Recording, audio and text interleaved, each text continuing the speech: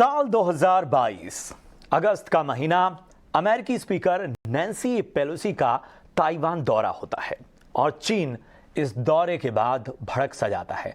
बड़े बड़े रिएक्शन सामने आते हैं। इस घटना के बाद चीन ताइवान टेंशन, जो पहले कुछ खास नजरों तक सीमित थी, पूरी दुनिया के सामने आ जाती है और इसके बाद अमेरिका और चीन में ताइवान को लेकर तकरार के कई रूप और रंग देखने को मिलते हैं। हाल फिलहाल भी हम देख रहे हैं कि बयानबाजी का दौर चल रहा है। चीन कुछ कहता है, फिर अमेरिका उस पर कुछ और पलटवार करता है और इस तरह की एक टेंशन टॉक जो है वो आजकल नजर आ रही है। वक्त वक्त पर चीन ताइवान पर अपना दावा ठोकता रहा है। हम आपको बताएंगे कि आखिर इस दावे के पीछे की पूरी तस्वीर है क्या। साथ ही अमेरिका की किसी भी चेतावनी का उस पर कोई खास असर होता नजर क्यों नहीं आता। हालांकि दोनों सुपर पावर्स के बीच तनाव जो है वो कई मौकों पर साफ साफ दिखता है। ऐसे में एक बार फिर ड्रैगन ने ताइवान पर नजरें टेढ़ी की हैं। ताइवान के रक्षा मंत्रालय ने दावा किया है कि उसने अपने जो एयर डिफेंस क्षेत्र है उसमें चीनी वायुसेना के 19 विमानों को और इसके अलावा कुछ युद्धपोतों को भी देखा है। सभी J-10 लड़ाकू विमान ताइवान के एयर डिफेंस एरिया के दक्षिण पश्चिम कोने में उड़ते हुए नजर आए। यह दावा ताइवान के रक्षा मंत्रालय की ओर से कहा गया है। इस हिमाकत के बाद फिर से एक बेचैनी पूरी दुनिया में देखी जा रही है। सवाल उठ रहा है कि आखिर चीन की इस हिमाकत के मायने क्या हैं, इसके भारत पर खतरे को कैसे देखा जाए। अमेरिका और चीन में इस मसले पर जो लगातार टेंशन नजर आ रही है उसको कैसे समझा जाए। अगर चीन ताइवान के खिलाफ जो कि जंग का ऐलान एक तरह से अप्रत्यक्ष तौर पर कर चुका है, अगर ऐसी नौबत लाता है, फिर अमेरिका का स्टैंड क्या होगा, इसके भारत पर क्या मायने हैं। जिस तरह से चीन अपनी विस्तारवादी नीति और एक डिस्टर्बेंस का जो अप्रोच उसका नजर आता है, चाहे ताइवान में नजर आए, चाहे भारत के क्षेत्र अगर अरुणाचल प्रदेश में देखें तो वहां पर देखें, इन सब के मायने क्या हैं और भारत को इसे कितने बारीक तरीके से देखना चाहिए, इस पर चर्चा करेंगे। और इस चर्चा में हमारे साथ बेहद खास मेहमान जुड़े हुए हैं। हमारे साथ हैं मारूफ रजा साहब, जो कि कंसल्टेंट और स्ट्रेटेजिक अफेयर्स एक्सपर्ट हैं, बारीक निगाह रखते हैं इन सभी मामलात पर। मारूफ रजा साहब, बहुत बहुत स्वागत आपका ईटी नाउ स्वदेश में। मेरा पहला सवाल कि चीन और ताइवान कि इस तनातनी की जो पृष्ठभूमि है, इसके बारे में तो हम वक्त वक्त पर बताते ही रहते हैं, बहुत सारी चीज़ें, आज भी हम इस पर चर्चा करेंगे। लेकिन इन सब के बीच जो हालिया एक दखल बढ़ाया, जिस तरह से ताइवान का रक्षा मंत्रालय साफ तौर पर ये कह रहा है कि ये एक तरह की उसकी तरीका है जो ग्रे जोन रणनीति कहलाता है, इन सब को कैसे समझा जाए। हम देख रहे हैं कि पूरी दुनिया में एक तरह का डिस्टर्बेंस पैदा करने की कोशिश चीन की रही है। एक अलाइज के तौर पर बहुत सारे देश उसके साथ होते हैं, लेकिन ये मामला कितना जुदा और फिलहाल इसके क्या मायने निकाले जाए। देखिए, आपने बहुत से सवाल खड़े किए हैं, तो मैं पॉइंट वाइज इन सबको आपका जवाब देने की कोशिश करूंगा। पहली बात यह है कि ताइवान, जिसे पहले फॉर्मूसा कहते थे, वो चीन के बहुत एक नजदीक एक आइलैंड देश है, जैसे कि श्रीलंका भारत के बहुत नजदीक है। और इसी हिसाब से चीन की जो कम्युनिस्ट सरकार है, जो सन 1949 में आई थी, 49 में, उन्होंने जब से ये किस्म से एक अपना लक्ष्य बना रखा था कि हम ताइवान को अपने हिस्से में जोड़ लेंगे, समेट लेंगे। जब हांगकांग को उन्होंने, उनका लीज खत्म हुआ अंग्रेजों का और वहां से जाने की झिझक दिखाई, तो उस टाइम चीन के राष्ट्रपति डेंग जियाओपिंग ने बोला था कि अगर आप नहीं हटेंगे टाइम से तो हमारी सेना वैसे भी आके हांगकांग को कब्जा कर लेगी। अभी चीन की नजर ताइवान पे कई सालों से है, अभी की बात नहीं है। सन 50 में भी जब भारत के ऊपर एक तरफ वो दबाव डाल रहा था, दूसरी तरफ उसकी नजर चीन की ताइवान पे थी। क्यों? क्योंकि ताइवान एक बहुत अमीर देश है और उसकी पर कैपिटा इनकम करीब $70,000 है। आप वो देखिए, भारत से आजमा के मुकाबला करके देखिए तो कितनी ज्यादा उनके पास धन दौलत है। और उनके पास एक और चीज है जिसके लिए खास करके पिछले कई सालों में चीन को बहुत लालच आ रही है, क्योंकि वो दुनिया का सबसे बड़ा ताइवान सेमीकंडक्टर मैन्युफैक्चरिंग जो उनका फैक्ट्रीज हैं, वो दुनिया के सबसे ज्यादा और सबसे काबिल सेमीकंडक्टर बनाता है, जो हर किस्म के माइक्रोचिप, फोन से लेके सैटेलाइट में, मिसाइल से लेके कारों के अंदर, हर जगह वो माइक्रोचिप डाला जाता है सेमीकंडक्टर का। और सबसे ऊंचे दर्जे का ताइवान बनाता है। जापान भी उस लेवल पे पहुंचा नहीं, साउथ कोरिया भी उस लेवल पे पहुंचा नहीं है। और जब से चीन के ऊपर प्रेसिडेंट ट्रंप ने रुकावट डाली कि अमेरिका उसको सेमीकंडक्टर नहीं बेचेगा, क्योंकि चीन अमेरिका एक को मुकाबला दे रहा था हर मोड़ पे, तो जब चीन की लालच और बढ़ गई है, क्योंकि सारे इनके इकोनॉमिक प्लान जो हैं वो आगे बढ़ने से एक किस्म से रुके हुए हैं, जब तक उनके हाथ में ये सेमीकंडक्टर की फैक्ट्रियां नहीं आए। दूसरी बात यह है कि अमेरिका क्यों इस पे दबाव डाल रहा है। पहली चीज यह है कि अमेरिका जानता है अगर चीन ने ताइवान पे कब्जा कर लिया तो ताइवान एक किस्म से अमेरिका का एक बहुत बड़ा एयरक्राफ्ट कैरियर टाइप बेस था, जिससे अमेरिका पूरी उस एशिया के इलाके में नजर रख सकता था और दबाव डाल सकता था, चाहे नॉर्थ कोरिया हो, चाहे चीन हो, चाहे बाकी के भी देश हैं वहां पे साउथ ईस्ट एशिया के। वो एक अमेरिका का सबसे बड़ा एक किस्म से बेस है। तो अमेरिका इसको अगर खो चुका तो फिर अमेरिका का प्रभाव उस इलाके के अंदर बहुत कम हो जाएगा। दूसरी बात यह है कि अमेरिका के राष्ट्रपति बाइडेन साहब ने अभी ऐलान किया है कि अगर चीन ने हमला किया ताइवान के ऊपर तो हम उसका मुकाबला करेंगे। आप इसको कंपेयर करिए जो ऐलान उन्होंने किया था यूक्रेन के तहत।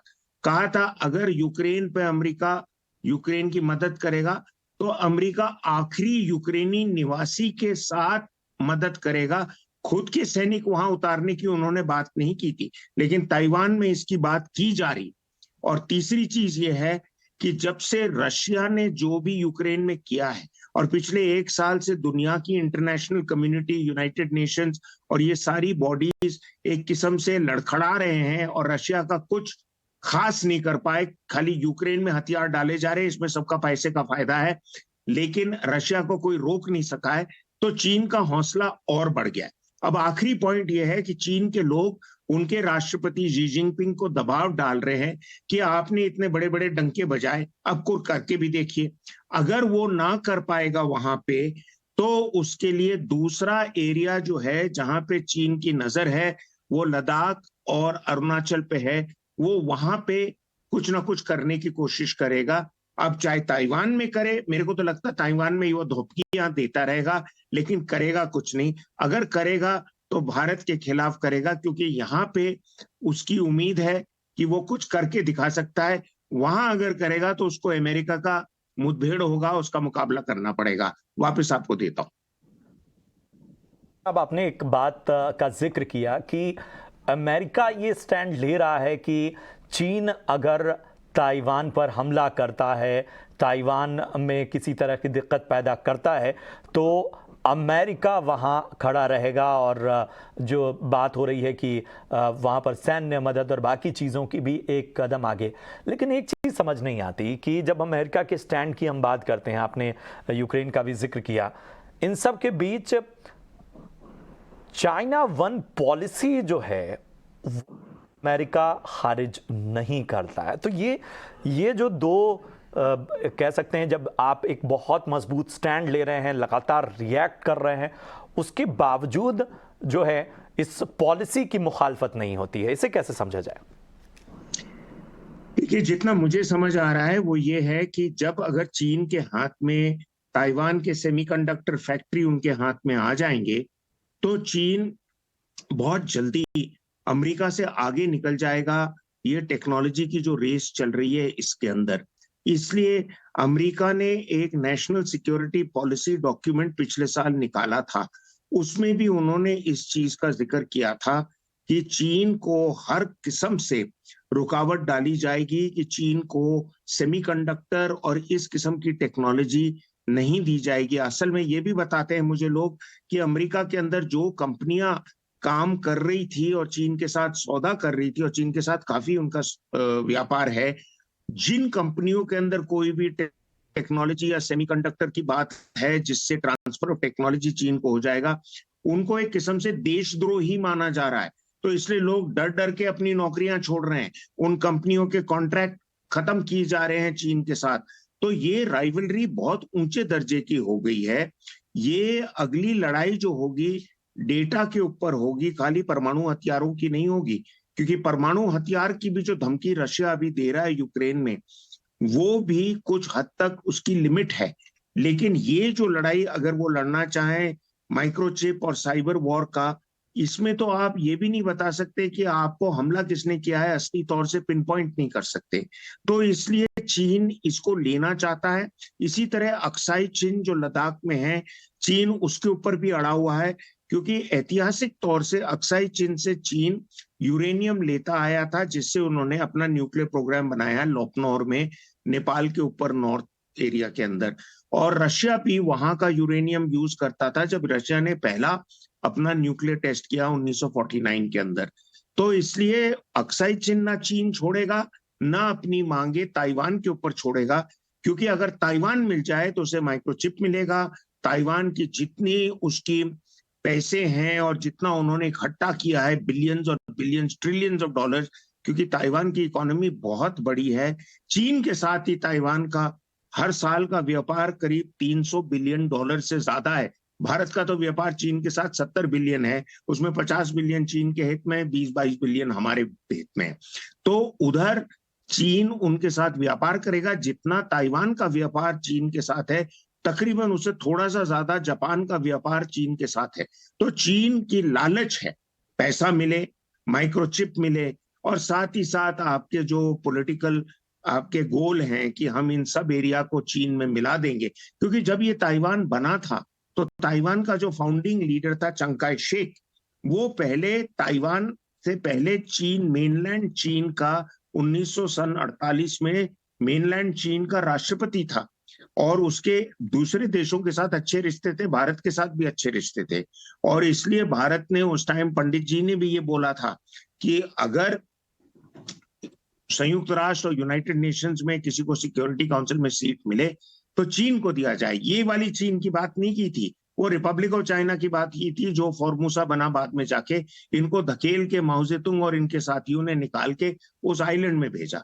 उस आइलैंड के ऊपर ये बैठ के इन्होंने अपनी पूरी देश को बनाया। बहुत डेंसली पॉपुलेटेड इलाका है, करीब 24 मिलियन से ज्यादा आबादी है उनके पास। उनका पर कैपिटा इनकम बहुत ऊंचा है, बहुत टेक्नोलॉजी बनाते हैं, बहुत हाईली डेवलप्ड है।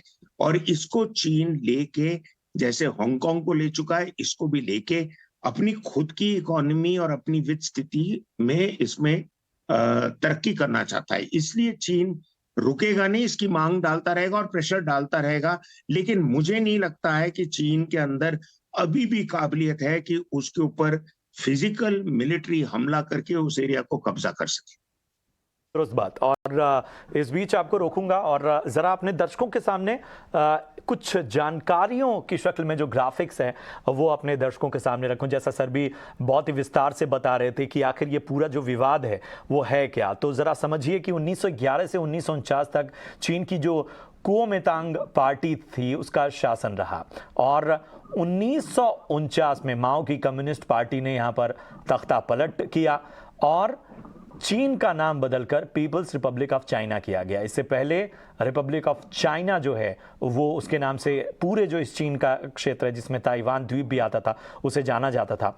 बदलाव के बाद कुओमिंतांग पार्टी ने बीजिंग में सत्ता गंवाई और इसके बाद इस पार्टी ने ताइवान द्वीप से निर्वासित सरकार चलाया। जी हाँ, और ताइवान को शुरू से ही चीन अपना हिस्सा मानता रहा है, जिस तरह से लगातार हमारे एक्सपर्ट बता रहे हैं। और रिपब्लिक ऑफ चाइना भी आज भी जो कई पुराने जो अगर आप रेफरेंसेस हैं उसमें ताइवान का जो पुराना नाम है उसमें रिपब्लिक ऑफ चाइना कहा जाता है उसे। 1949 में पश्चिमी देशों ने ताइवान को मान्यता दी। अब यहाँ से थोड़ा सा जो गणित है वो बदलता है। 1971 तक ताइवान यूएन का सदस्य भी रहा, तो तब जो समीकरण थे उसमें ताइवान जो है उसका वेटेज नजर आ रहा था। लेकिन 1979 में अमेरिका ने ताइवान की जगह चीन को मान्यता दी। और चीन की बढ़ती ताकत ने ताइवान की मुश्किलें अब बढ़ा दी हैं, जिस तरह से लगातार दावा ठोका जा रहा है। फिलहाल अगर देखें तो ताइवान के हक में केवल 14 ऐसे छोटे देश हैं जो इसे स्वतंत्र राष्ट्र मानते हैं। ऐसे में सवाल उठता है कि क्या ताइवान स्वतंत्र राष्ट्र बन पाएगा या चीन उस पर कब्जा जमा लेगा। बड़े बड़े सारे सवाल हैं और इस बीच हमारे साथ एक बेहद खास मेहमान जुड़ चुकी हैं। श्वेता सिंह हैं, associate professor department of international relation, south Asian university से। श्वेता जी, बहुत बहुत स्वागत आपका ईटी नाव स्वदेश में। मेरा सीधा सवाल आपसे यही है कि क्या जिस तरह की परिस्थितियां हैं उसमें क्या ताइवान एक स्वतंत्र राष्ट्र बन पाएगा, या चीन देर सवेर ही सही जिस तरह की उसके मंसूबे हैं वो ये साफ तौर पर जाहिर कर रहे हैं कि आने वाले वक्त में कब्जा जमा सकता है? जी धन्यवाद। आई थिंक इसको अगेन हमें मतलब काफी पिछले कई बार से हमारी ये जो डिबेट हो रही है चाइना को लेकर, मैं फिर उसी एक अहम पहलू पे लेकर जाना चाहूंगी कि हमें समझना होगा कि चाइना जो एक राइजिंग पावर है और जो राइजिंग पावर की स्ट्रेटेजिक एम्बिशंस है, उस पर्सपेक्टिव से ताइवान को हम कैसे सिचुएट करें। तो ताइवान को हमें दो तरीके से सिचुएट करने की जरूरत है, उसकी जियो स्ट्रेटेजिक इंपॉर्टेंस चाइना के लिए, और सेकेंड उसकी जो जियो इकोनॉमिक्स मतलब लाइक उसके इकोनॉमिक पॉइंट से वो चाइना के लिए बहुत अहम है। अगर हम देखें तो इन दो पहलू के साथ साथ हमें समझने की जरूरत है कि अभी के समय में जिस तरह से रशियन अग्रेशन हुआ है या जो वॉर ऑफ एट्रिशन जो यूक्रेन में हो रहा है, उसके कॉन्टेक्स्ट में क्या चाइना अपने एम्बिशंस ताइवान के प्रति आगे बढ़ा सकता है। एंड अगर देखा जाए चाइना चाहेगा इस चीज को आगे ले जाने के लिए। ये इसलिए भी इंपॉर्टेंट है चाइना के स्टैंड पॉइंट से बिकॉज चाइना यूएस रिलेशंस जो हैं वो बहुत ही सेंसिटिव मोमेंट में है। अगर आप देखें अभी जो बलून वाला जो इंसिडेंट हुआ है और उसके तहत जो ब्लिंकन की विजिट जो है वो कैंसिल हुई है, फिर आप देखें यूएस का खास इंटरेस्ट रहा है ताइवान को लेकर, तो ये कई तरीके से चाइना को चैलेंज करता है। बट अगर चाइना के स्ट्रेटेजिक एम्बिशंस के स्टैंड पॉइंट से देखें तो ताइवान जैसे कि मैंने कहा बहुत ही इंपॉर्टेंट है। दूसरे पहलू को आपको देखने की जरूरत है। ताइवान जो है एक डेमोक्रेटिक, जो उसकी डेमोक्रेटिक नॉर्म्स और वैल्यूज है वो चाइना के पॉलिटिकल सिस्टम को कहीं ना कहीं से चैलेंज करती है। तो एक छोटा नेशन स्टेट जिसकी वैल्यू सिस्टम, जो पॉलिटिकल वैल्यू सिस्टम है वो चाइनीज नॉर्म्स एंड वैल्यूज से क्लैश करती है, एक राइजिंग पावर उसको कैसे देखेगा, ये एक अहम क्वेश्चन हो जाता है। तो हमें आई थिंक अगर जस्ट टू सम अप अगर हम इसको देखें तो इसको तीन डिफरेंट पहलू से देखने की जरूरत है। चाइना के पर्सपेक्टिव से, एक राइजिंग पावर के पर्सपेक्टिव से, जियो स्ट्रेटेजिक इंपॉर्टेंस, जियो इकोनॉमिक स्टैंड पॉइंट। दूसरा चेंजिंग साइनो रशियन रिलेशंस, उसके तहत में अगर आप देखें चाइना अपने एम्बिशंस को कैसे रशिया साउथ मतलब एशिया में आगे बढ़ाता है। तीसरा changing dynamics in the context of Sino US relations, उसको हम कैसे सिचुएट करें। तो ताइवान एक बहुत ही मतलब अभी बहुत ही वॉच्ड सिचुएशन होगी ताइवान को लेकर, क्योंकि कई ग्रेट पावर्स इसको वॉच कर रहे हैं, क्योंकि all said and done everyone's eyes and years would be on China because it's a rising power. तो मतलब किस तरह से उसका स्टेट बिहेवियर वो अपने आप को आर्टिकुलेट करता है आज की डेट में, वो बहुत इंपॉर्टेंट हो जाता है। बिल्कुल, बहुत अहम बात आपने कही और इसी आपके पॉइंट के साथ मैं मारूफ सर आपके पास आना चाहूँगा। क्या ये सारी रस्साकशी, ये सारा जो कह सकते हैं कि डोमिनेशन दिखाने का ये जो सब तमाम एक्ट नज़र आ रहे हैं चाइना की ओर से, ये इस वजह से है कि एक रियलाइजेशन उसको लंबे वक्त से है कि वो एक सुपर पावर के रूप में जो हैसियत होनी चाहिए या एक जो एक्सेप्टेंस होनी चाहिए वो पूरी दुनिया से मनवाना चाहता है, और अमेरिका को बार बार चैलेंज इसीलिए किया जा रहा है? ये आपका बहुत जरूरी सवाल है, क्योंकि चाइना आपकी बात नहीं है। मैं पिछले 30 साल से तो देख ही रहा हूं कि चाइना मिसाल के तौर पर इंडिया के साथ किसी फोरम या कॉन्फ्रेंस में चाइना के जो विश्लेषक हैं, चाइना के अधिकारी हैं, वो बैठना नहीं चाहते खाली इंडिया के साथ। अगर अमेरिका हो उस फोरम के अंदर तो चाइना के लोग बैठने को तैयार हैं, क्योंकि उनकी सोच ये है कि आप हमें इंडिया के साथ कंपेयर मत करिए, आप हमें अमेरिका के साथ कंपेयर कीजिए। और अभी कई लोग इसके बारे में लिख रहे हैं, बोल रहे हैं, खास करके यूक्रेन की लड़ाई के बाद लोगों का ये भी कहना है कि चाइना अब एक किस्म से नंबर 2 पावर हो गया है और अमेरिका और रशिया का इस लेवल का मुठभेड़ नहीं होगा जितना अमेरिका और चाइना का होगा। कुछ हद तक इसमें सच्चाई है कि आगे जाके जितने चैलेंजेस अमेरिका को स्ट्रेटेजिकली करना पड़ेगा सामना, वो चाइना के साथ कई इलाकों के अंदर होगा। इकोनॉमी हो, स्ट्रेटेजिक वेपन सिस्टम्स हो, कुछ टेक्नोलॉजी चाइना ने रशिया से ज्यादा भी बना ली है, जैसे कि सैटेलाइट्स होती है। अमेरिका के बाद रशिया के पास इतनी सैटेलाइट्स नहीं है जितनी चाइना के पास है। हाइपरसोनिक मिसाइल्स उन्होंने बना दिए हैं, जो कुछ हद तक कहते हैं कि अमेरिका के से भी आगे निकल गया है। तो चाइना हर लेवल पे दिखाने की कोशिश कर रहा है कि हम किसी से कम नहीं, और इसलिए चाइना का ये है कि आप लोग अब तक ये करते आए हैं दुनिया के ऊपर, जो भी आपके स्ट्रेटेजिक एम्बिशंस या आपके मिलिट्री लक्ष्य को भाता रहा है या सूट करता है, अब हम वो करेंगे जो अब हमारे इरादे हैं, क्योंकि अब ये सेंचुरी चाइना की होगी। और बहुत लोग इसके बारे में विचार करते आए हैं, कहते आए हैं और लिखते भी आए हैं कि भाई आगे तो जाके चाइना के ऊपर ही नजर रखी जाए। लेकिन अभी तक मेरे हिसाब से चाइना वहां नहीं पहुंचा है कि हर लेवल पर अमेरिका का मुकाबला कर सके, और इसलिए अमेरिका के अंदर एक किस्म से जल्दी है कि उसको दबा के रखे और उसके लक्ष्य और इरादे पूरे करने में उसको जितना भी आप डिले करेंगे उतना ही अमेरिका के हित में है, क्योंकि चाइना ने अपना विजन 2050 का बना के दे दिया है और दुनिया को दिखा दिया है कि भाई हम हर तरीके से दुनिया का सबसे बड़े पावर होंगे उस टाइम। कुछ लोग कहते हैं ये नामुमकिन है, कुछ लोग कहते हैं कि अभी तक इतनी असलियत इसके ऊपर नहीं नजर आ रही है कि चाइना वाकई ही कर पाएगा। क्योंकि चाइना के अंदर देखिए, किसी भी बड़े पावर को आप देखते हैं तो 4-5 चीजें देखी जाती है, आपकी वित्त स्थिति, आपकी लोगों की हालत, आपकी टेक्नोलॉजी, आपकी सैन्य शक्ति, आपकी फॉरेन पॉलिसी और परमाणु हथियार। इन कई चीजों में अमेरिका बहुत आगे है चाइना से। और आखिर में ये कहूंगा कि आप रशिया को बिल्कुल ही इस वार्तालाप से अलग मत कर दें। रशिया यूक्रेन में बुरी तरह से उन्होंने ऑपरेशन किया है और इतनी हासिल नहीं की है जीत जितनी हम सब ने सोचा था जल्द से जल्द कर लेगा। लेकिन रशिया के पास भी अभी दुनिया के सबसे ज्यादा परमाणु हथियार हैं।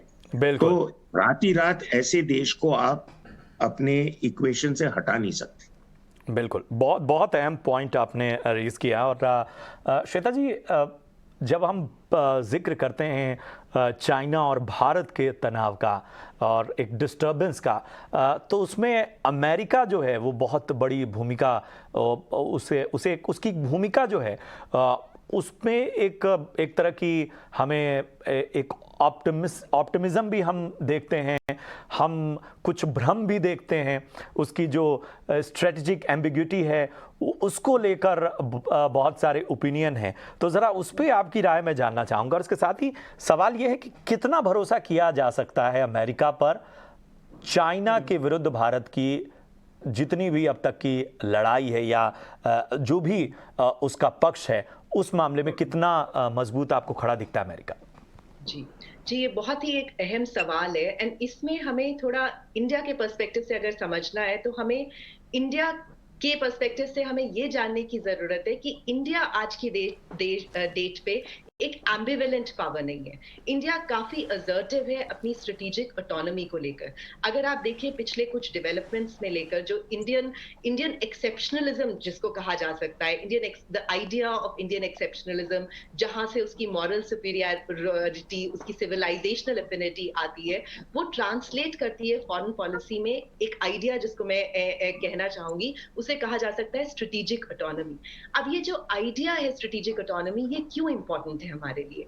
ये हमारे लिए इसलिए इंपॉर्टेंट है, अगर हम अंतरराष्ट्रीय संबंधों को समझने की कोशिश कर रहे हैं।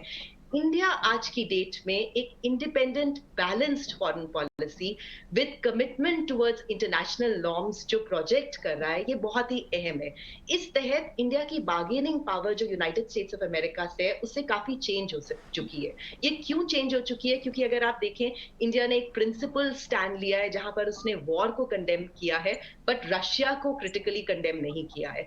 उसने यूक्रेन में ह्यूमैनिटेरियन सपोर्ट ऑफर किया है, but at the same time एक प्रिंसिपल डिस्टेंस बनाया है यूरोपियन पावर्स से। And at the same time ये एक प्रेशर टैक्टिक्स भी है यूनाइटेड स्टेट्स को के लिए, बिकॉज इंडिया ये कहना चाहता है कि जो अभी यूक्रेन में देखा जा रहा है, अगर आप देखें बॉर्डर इंकर्शंस जो चाइना ने किया है, वो इंडिया को डिस्टर्ब करता है, and the world needs to wake up and look at it. तो उस तरह से अगर देखें तो इंडिया एक बहुत ही स्ट्रेटेजिक प्लेयर है। एंड इन दिस कॉन्टेक्स्ट हमें जो न्यू इंडिया है, जिसमें वो विश्व गुरु का एक रोल प्ले कर रहा है, उस चीज को अहम ढंग से समझने की जरूरत है, क्योंकि वहीं से उसके जो रिलेशनशिप्स हैं ग्लोबल पावर्स के साथ, चाहे वो यूनाइटेड स्टेट्स ऑफ अमेरिका हो, चाहे वो रशिया के साथ हो, चाहे वो चाइना के साथ हो, वो उसी एक आइडेंटिटी से स्टेम करते हैं। तो आई थिंक आज की डेट में अगर हम देखें, क्योंकि इंडिया एक स्ट्रेटेजिक ऑटोनॉमी, एक एम्बिवेलेंट पावर नहीं है, असर्टिव ऑटोनॉमी को असर्ट कर रहा है, तो उस तहत पे उसका बार्गेनिंग पावर जो यूनाइटेड स्टेट्स के साथ है वो काफी बढ़ चुका है। और अगर आप देखें, इस चीज को अमेरिकन एडमिनिस्ट्रेशन जो है वो रिकॉग्नाइज भी कर रहा है। अगर आप इंडिया की G20 प्रेसिडेंसी को लेकर देखें, आप इंडिया का रोल देखें कि एक ये चीज बार बार आ रही है कि इंडिया जो है एक ऐसा राइजिंग पावर है जो इस कॉन्फ्लिक्ट को मीडिएट कर सकता है, क्योंकि उसकी अपनी एक्सेप्शनलिज्म, अपनी सुपीरियोरिटी जो स्ट्रेटेजिक ऑटोनॉमी से स्टेम होती है। तो आई थिंक इसको कई पहलू से देखने की जरूरत है, क्योंकि अगर हम स्टेट बिहेवियर को समझते हैं तो हमें both material as well as ideational capabilities के ऊपर ध्यान देना पड़ेगा। बिल्कुल बिल्कुल। और एक आखिरी सवाल मेरा आपसे ही है कि जब चीन की बात आती है और जब हम ताइवान टेंशन पे फिर से अगर हम लौट रहे हैं और उस पर चर्चा कर रहे हैं, क्वाड कितना बड़ा चैलेंज बन सकता है? बड़ी उम्मीद भरी नज़रें रहती हैं हमेशा क्वाड से। पिछले दिनों एक तरह की बहस भी रही कि एक तरह की जो घेराबंदी नजर आई वो क्वाड की वजह से नजर आई। जी, अगेन इसको मैं आपको इंडिया का जो अपनी आइडेंटिटी जो इंडिया असर्ट कर रहा है उसके उस तहत फिर से ले जाना चाहूंगी। इंडिया जो है एक multi vocal, multi point multilateralism को आर्टिकुलेट कर रहा है। और अगर हम multi vocal, multi point multilateralism के बारे में बात करें, क्वाड बहुत अहम हो जाता है। एक तरह से देखा जाए तो जो क्वाड की ग्रुपिंग है वो एक काउंटर अलायंसेस बिल्ड कर रही है एशिया में। उसके तहत इंडिया की पार्टनरशिप जापान के साथ, इंडिया की पार्टनरशिप ऑस्ट्रेलिया के साथ कंप्लीटली रीडिफाइंड है। सो अगर इंडिया के पहलू से देखें तो आप देखिए कि इंडिया का जो मल्टीलेटरलिज्म है अब वो सीमित नहीं है। पहले अगर हम हिस्टोरिकली जाकर देखें, इंडिया का जो स्टैंड था वो नॉन अलाइनमेंट था, सो उस तहत से हम स्ट्रेटेजिक ऑटोनॉमी को डिफाइन करते थे। बट आज की डेट में post 2014 I think foreign policy establishment बहुत क्लियर है कि जहां पर इंडिया का स्ट्रेटेजिक इंटरेस्ट उसके वैल्यूज और नॉर्म्स से बैलेंस होता है, उन सब फोरम्स में इंडिया का एक अहम हिस्सा है। तो चाहे वो आप ब्रिक्स को लेकर देख लीजिए, आप क्वाड को लेकर देख लीजिए, आप इंडिया की G20 प्रेसिडेंसी को देख लीजिए, तो इसको आपको लार्जर कॉन्टेक्स्ट ऑफ मल्टीलेटरलिज्म में देखने की जरूरत है। बिल्कुल, बहुत बहुत शुक्रिया करेंगे श्वेता जी। उसके साथ ही मारूफ रजा सर, आपका भी बहुत बहुत धन्यवाद इस खास विश्लेषण के लिए। चीन ताइवान तनाव पे एक तरह से एक बहुत ही विस्तार भरा विश्लेषण रहा, जिसमें हमने समझने की कोशिश की कि किस तरह की स्थितियां हैं, इन स्थितियों की जो एक तरह से कह सकते हैं पृष्ठभूमि वो कहां से निकली, और फिलहाल ताज़ा जो हालात हैं वो किस ओर इशारा कर रहे हैं। अमेरिका और भारत की भूमिका कितनी अहम है, और चीन की जो विस्तारवादी नीति है वो भारत के लिए फिलहाल कितना बड़ा खतरा, इन सब को समझने की कोशिश की। उम्मीद है कि आपको ये चर्चा पसंद आई हो। फिलहाल मुझे और मेरी पूरी टीम को दीजिए इजाजत। आप देखते रहिए ET Now स्वदेश। नमस्कार।